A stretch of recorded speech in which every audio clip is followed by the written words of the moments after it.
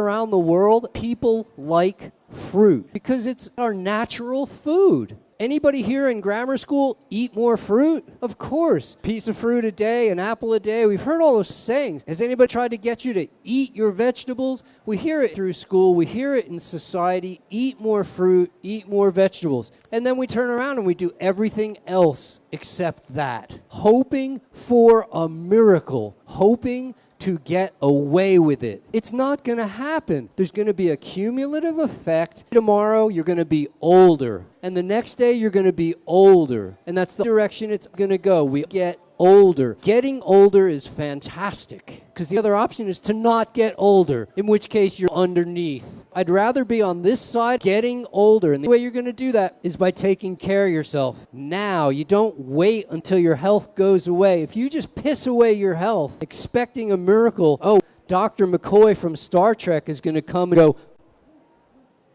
you're better now. It doesn't work that way. The war on cancer started 45 years ago. We're no closer to a cure today than we are 45 years ago. Now, we're further from a cure than we were 45 years ago because now the cure for cancer, the treatment for cancer is radiation and chemotherapy, both of which are known to cause cancer. They're going to give you cancer while they're trying to get rid of your cancer. That's far from a solution. The cool thing about eating fruits and vegetables is that there is no downside. People will say to me, fruits and vegetables, I can understand how increasing your sugar uptake and improving your oxygen transfer and delivery simply by reducing the fat in your diet down to the amount that's in fruits and vegetables, the occasional nuts and seeds and fatty fruits, avocados. I see it, but what about your teeth? It's good for your heart disease and diabetes and candida and cancer and digestive disorders and cognitive abilities and fitness performance. But what about your eyesight? Aren't you worried about arthritis? No, there's no downside. It's not like I'm going to get everything except my B12. You're going to get everything. It's all covered in the same way that nature provided for the deer to be able to get everything that they need from their food and for the salmon to get everything that they need from their food. When we eat, our species-specific diet has become so common in the mindset of the people that there is now a supplement company called Species,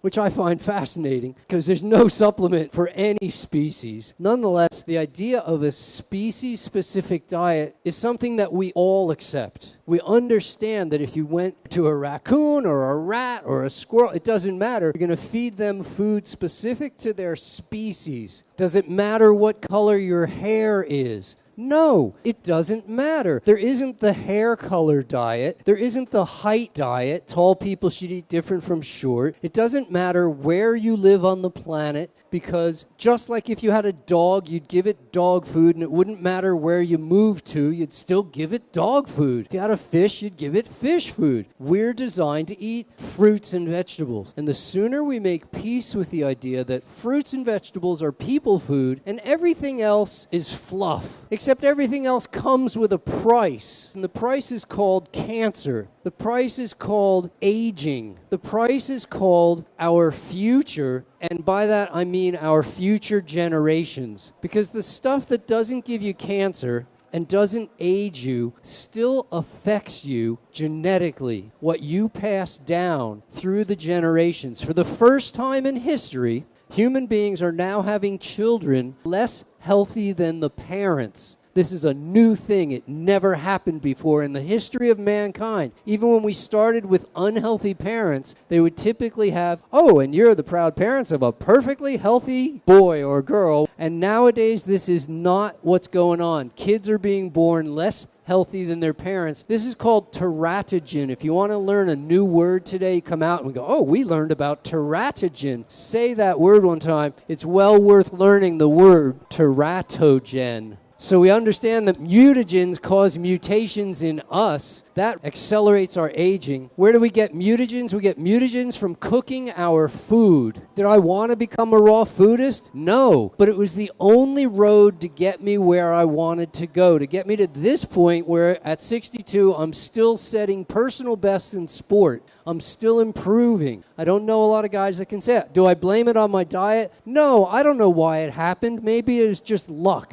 But I think my diet plays a role. I can't do the experiment. I can't live on 2 different diets. But you know, I did the cook food thing for 25 years before I did the raw food thing for the last 35 years. And the raw food thing works better. So I'm not going back. I don't crave the old way any more than I crave writing postcards rather than sending an email. We want to take responsibility for ourselves. The way to do that is to increase the amount of fruits and vegetables in our diet. When we cook food, we're increasing mutagens.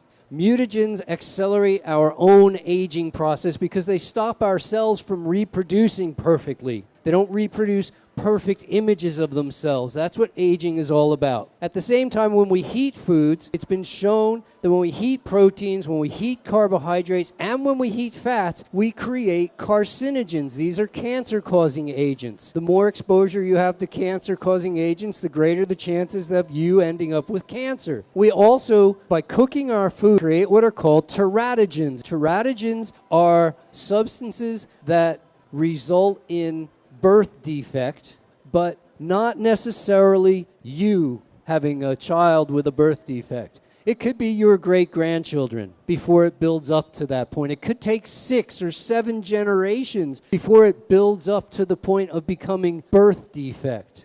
Or it could be 1 generation, as in the case of thalidomide, which was used as a drug to help people with various problems, and when given to pregnant moms, they ended up with children with no arms and no legs. They still had hands and feet, but no arms and no legs. It's not a great way to go, to have hands sticking out of your shoulders and feet sticking out of your hips. And thalidomide is a classic teratogen, but it's a really powerful one.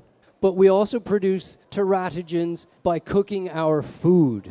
So we don't notice it because it takes a few generations to have its effect, but it's having its effect right now, as for the first time in history, we're seeing children being born not as healthy as their parents. I'd like to